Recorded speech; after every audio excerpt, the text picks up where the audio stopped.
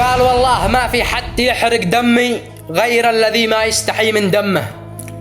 الشخص ذي عند المزز كالدمي ويكتلب مثل الأسد عند أمه. أحيان كم من نذل عاصي رسمي يبكي يمه لا ولا في همه. أحيان يصرخ فوقها متعني وأحيان يضرب دون حتى رحمه. حمى عليها تخلفه يا حمي خليتها تندم بمعنى الكلمة. كانت تظن إن بتخلف نشمي ما تعرف إنها بتخلف جزمه. قال كانت تظن إن بتخلف نشمي ما تعرف إنها بتخلف جزمه.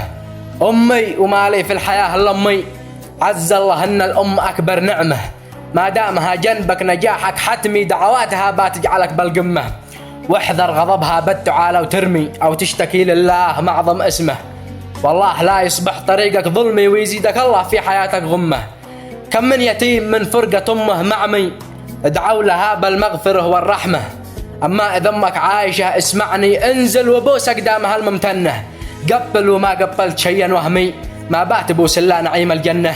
ما بات بوس إلا نعيم الجنة. سلامتكم.